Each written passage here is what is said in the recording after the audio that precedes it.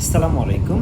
জাতীয় বিশ্ববিদ্যালয় অনার্স প্রথম বর্ষ ফাইনাল পরীক্ষার সাজেশন। তোমরা যারা 2024-25, 25-26, 26-27, 27-28 সেশনে রয়েছ বা তার পরবর্তীতে সবাইকে স্বাগত জানাচ্ছি।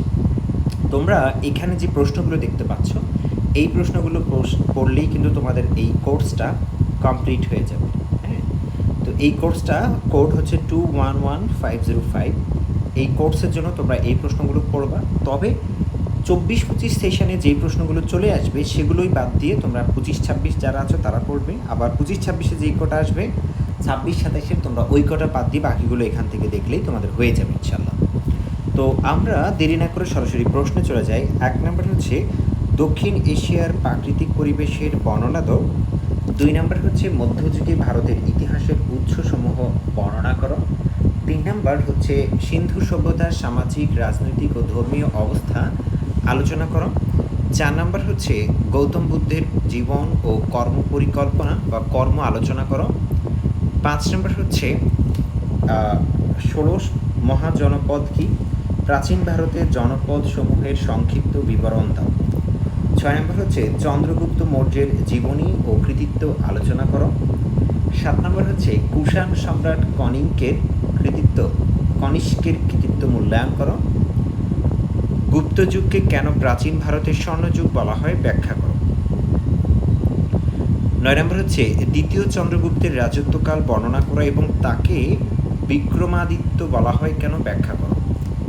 10 নম্বর হচ্ছে হর্ষবর্ধনের পরিচয় দাও এবং তার কৃতি আলোচনা করো।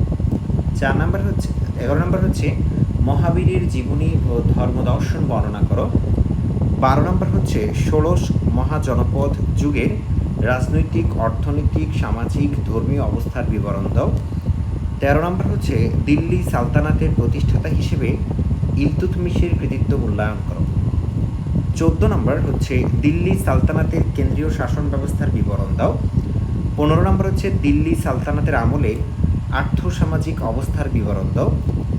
16 নম্বর দিল্লি সালতানাতের ইতিহাস পুনর্গঠনে প্রাসঙ্গিক উৎসসমূহ আলোচনা করো। 17 নম্বর হচ্ছে মোহাম্মদ বিন তুগলকের রাজধানী স্থানান্তর ও ত্রাম্য মুদ্রা প্রবর্তন আলোচনা করো। 18 নম্বর হচ্ছে দিল্লি সালতানাতের পতনের কারণসমূহ আলোচনা করো।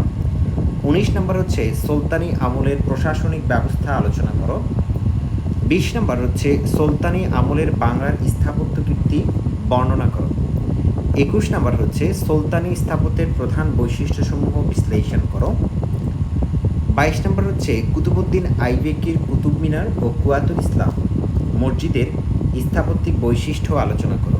23 নম্বর হচ্ছে সুলতানি বংশের উত্থান ও পতন আলোচনা করো।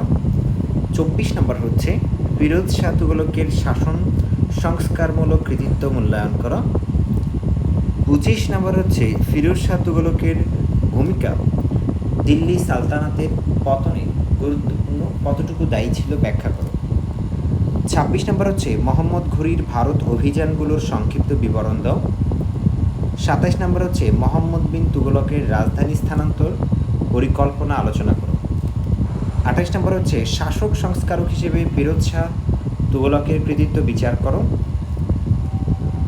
আলাউদ্দিন খিলজির মুদ্রানীতি ব্যবস্থা পর্যালোচনা করো। আরবদের সিন্ধু বিজয়ের কারণ ও ফলাফল আলোচনা করো। বৈদিক যুগের রাজনৈতিক, সামাজিক ও অর্থনৈতিক অবস্থা আলোচনা করো।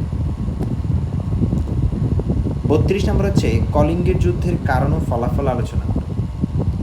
33 নম্বর হচ্ছে দিল্লি সালতানাতের পতনের কারণসমূহ আলোচনা করো।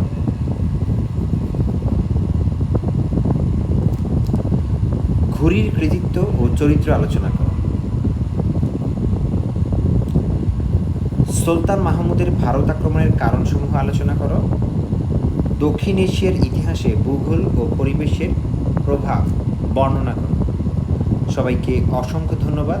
ভিডিওটি ভালো লাগলে অবশ্যই সবাই একটু সাবস্ক্রাইব করে দিবেন। ধন্যবাদ সবাইকে। আসসালামু আলাইকুম।